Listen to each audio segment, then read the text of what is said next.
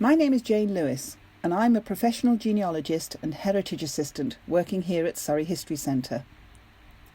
Many genealogists have embarked on one-name studies, and fascinating as these are, I wondered what it would be like to make a one-place study. That is, to take a small area or village and, using all the resources at my disposal, make a detailed genealogical study of this area, focusing on the people, their lives and their work. Having always been interested in the lives and working conditions of agricultural labourers, I wanted to choose somewhere rural.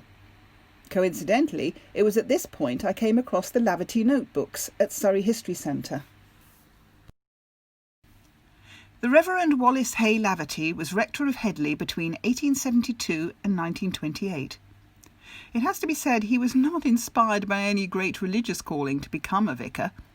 He was an Oxford don who had read mathematics but had the misfortune to fall in love and want to get married. At the time, fellows at Oxford could not marry, so instead he took orders and was granted the living in the Hampshire village of Headley, then the gift of Queen's College, Oxford. While he may not have had a vocation for the church, Laverty's conscience ensured that he performed his ministerial duties meticulously.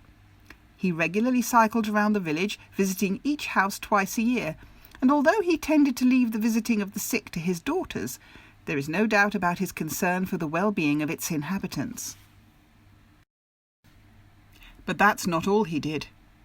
During the period of his ministry, Laverty kept detailed notebooks and recorded information about all the residents in the village, some of it not all terribly flattering.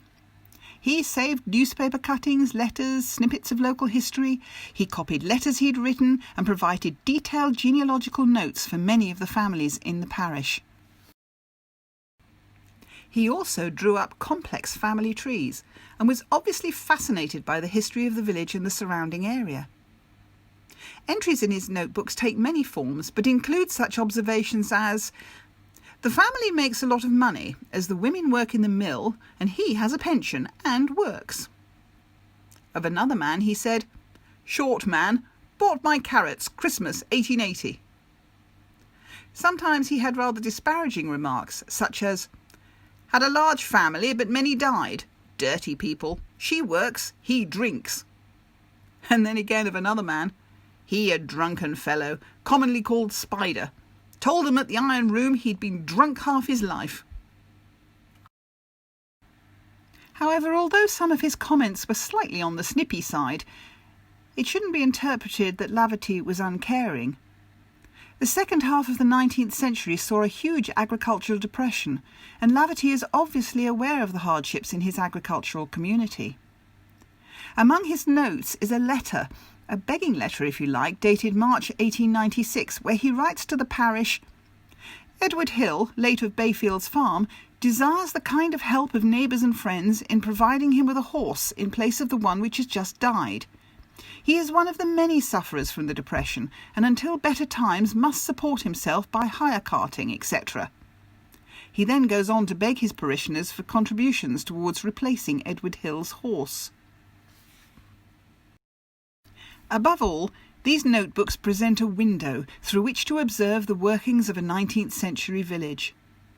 Their gloriously gossipy content give us a rare glimpse into the lives of ordinary working people and their day-to-day domestic trials and tribulations. We see couples who are openly living together without being married, men being hauled up before the bench for drunkenness or poaching, the sadness of those ending their days in the workhouse or county asylum, but the excitement of those emigrating to the colonies, and the respect given to those in the army and navy.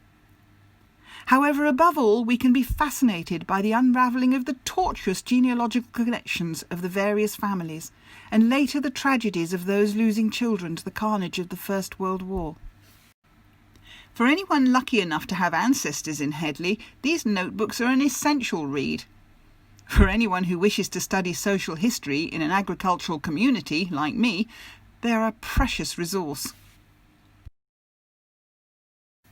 The notebooks, along with all the Headley parish registers, are deposited at the Surrey History Centre, as although the parish is in Hampshire, it's part of the Diocese of Guildford. However, local Headley historian John Owen Smith coordinates a wonderful website, and you can see details of this on your screen.